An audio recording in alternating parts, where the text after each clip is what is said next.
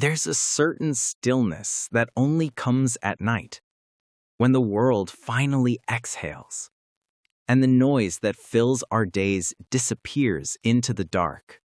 You sit by the window. The city outside glows faintly, quiet, distant.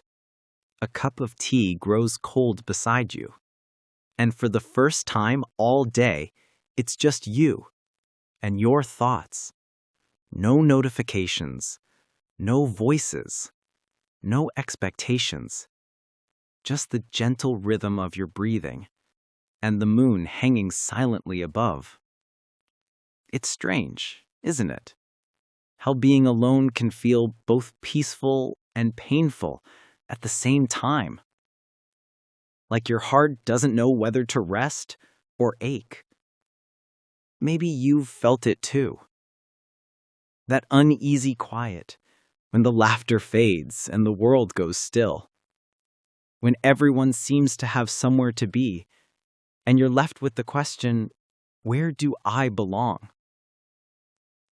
Society teaches us that being alone means something's wrong, that silence is a sign of emptiness, that to be whole, we must be surrounded by people, by love, by attention. But what if we've been wrong all along? What if solitude isn't the absence of something, but the presence of everything we've been too busy to notice? Because in solitude, life slows down. And suddenly, the smallest things become visible again. The way light falls through the curtains, the way your mind wanders when no one's talking, the way your heart whispers when you finally stop running from yourself. There's a secret hidden in being alone, one that most people never discover. It's not about isolation, it's about connection. Not with others, but with the one person you often ignore. You. You see, we spend so much time trying to be seen that we forget how to truly see ourselves. We chase love, approval, and validation, thinking that someone else's presence will quiet our fears. But when the crowd fades, when the noise stops, what's left is the truth. Raw, unfiltered, undeniable. And that truth says, you were never meant to fear being alone. You were meant to understand it. Because solitude is where strength begins. It's the place where you stop performing, stop pretending, stop proving. It's where you finally take off every mask you've worn just to fit in and meet the version of yourself that's been waiting underneath. So tonight, if you find yourself alone, don't rush to fill the silence. Sit with it. Feel it. Listen to it. That quiet you hear isn't emptiness. It's healing. It's clarity. It's you coming home to yourself. And maybe, just maybe, being alone isn't something to escape. Maybe it's something sacred. A place the world can't touch, where you rediscover who you are. And remember that peace doesn't come from being surrounded. It comes from being centered. This is the beauty of being alone. It's not loneliness. It's freedom. It's strength. It's the gentle reminder that even in the quiet, you are enough. When you begin to spend time alone, something strange happens. At first, it feels uncomfortable. You notice the silence too much, every second stretching longer than it should. Your mind starts to wander, replaying old memories, old mistakes, old pain. You want to grab your phone, call someone, distract yourself, anything to escape the quiet. Because silence has a way of revealing what we've buried. And sometimes, that's the scariest thing of all. But if you stay there, if you resist the urge to run, you'll begin to see what solitude really is. It's not emptiness, it's space. A sacred space where your soul can finally breathe. In solitude, your thoughts aren't competing for attention. You start hearing your own voice again, the one that's been drowned out by the world's noise, the one that whispers instead of shouts, the one that says, "You are not behind. You are not lost. You are growing quietly." That's the moment solitude begins to change you. It teaches patience, because healing takes time. It teaches clarity, because peace needs quiet to be heard. And it teaches courage, because facing yourself is the hardest thing you'll ever do. People often confuse solitude with loneliness, but they are not the same. Loneliness is a hunger, a craving for connection that's missing. Solitude, though, is fullness. It's the moment you realize you already have everything you need inside you. When you sit alone and no longer feel the need to reach for your phone, when you can enjoy a quiet meal without wishing someone was beside you, when you find joy in your own company, that's not sadness. That's strength. Because strength isn't loud. It doesn't need to prove itself. It doesn't demand attention. Real strength is quiet. It sits calmly in solitude, knowing that peace isn't found in others, but within. And the world doesn't always understand that. We're surrounded by noise, music, messages, endless scrolling, constant connection. The idea of being alone has become something people fear. But the irony is this: the more we run from solitude, the further we drift from ourselves.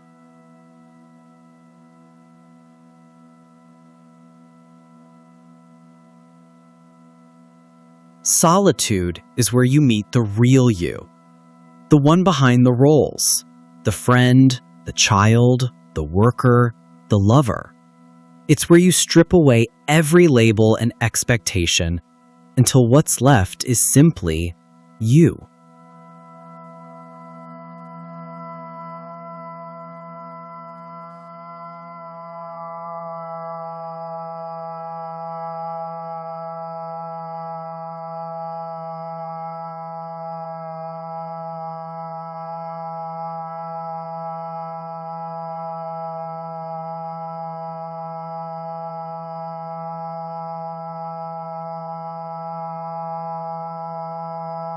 Well, can someone share an example of that? I definitely can think of one, but I know all of us have some.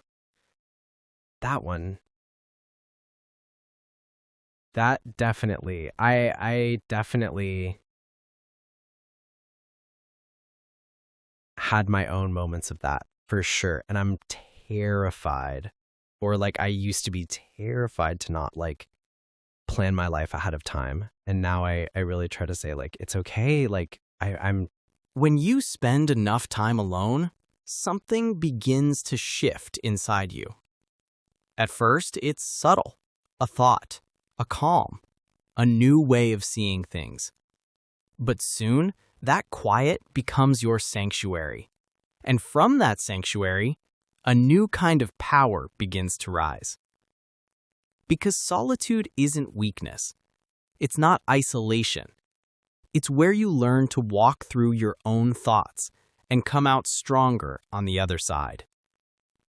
In solitude, your mind starts to breathe. Ideas flow without interruption. Dreams begin to form without judgment.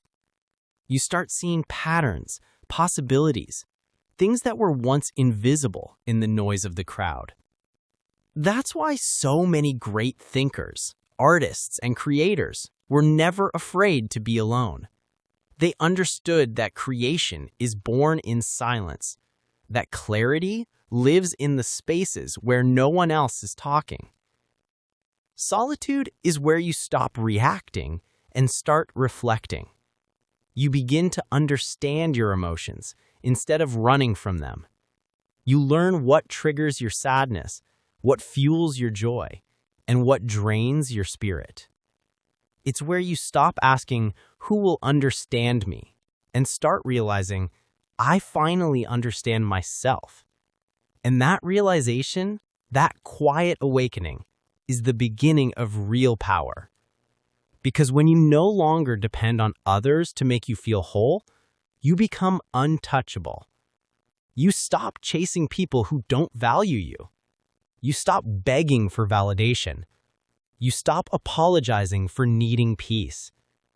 You start walking differently, with calm confidence, with grounded strength, with a heart that's no longer afraid of silence.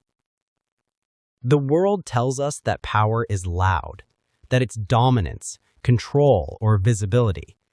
But the truth is, the most powerful people are often the quietest, the ones who are content in their own company, the ones who don't need to be seen to know their worth.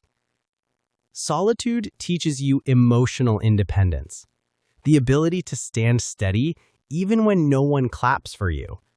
It's the art of building peace from the inside out. And when you master that, no heartbreak can break you, no rejection can shake you, and no loneliness can define you. Because solitude gives you perspective. It reminds you that life isn't about constant company. It's about constant connection to your own soul. That's where wisdom grows. That's where creativity blooms. That's where strength is born. So if you ever feel alone, remember, that's not the end of your story. It's the beginning of your becoming. The quiet before your transformation. The silence where your soul learns to sing again. Solitude doesn't take your power away. It gives it back to you. Because when you finally stop fearing your own company, you discover something extraordinary. You were never truly alone. You were always with the one person who could save you. Yourself. There comes a moment in your journey, after the silence, after the struggle, when you begin to see solitude for what it truly is. Not a punishment, but a gift. It's the space where you rediscover everything you once lost in the noise. Your peace, your clarity, your sense of self. You start noticing the world again, not through distraction, but through presence. The sound of morning rain, the glow of sunlight on your wall, the taste of coffee before the day begins. Simple things, small things, but they remind you of how beautiful life becomes when you slow down enough to feel it. That's the secret gift of solitude.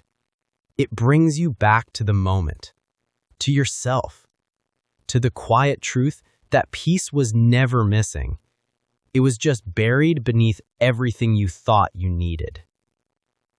In solitude, you learn to love without clinging, to dream without fear, to exist without needing validation. You learn that real happiness doesn't depend on company. It grows quietly inside you, like light seeping through cracks you once tried to hide. Solitude teaches you to hold your own hand, to comfort yourself when the world doesn't understand you, to whisper to your own heart, "It's okay. You're doing fine. You're becoming who you're meant to be." And as you begin to embrace that truth, you stop running from loneliness. You stop searching for completion in others. You realize you are already whole. Because solitude isn't the absence of love. It's where love begins. It's where you learn to give yourself the patience you once begged for.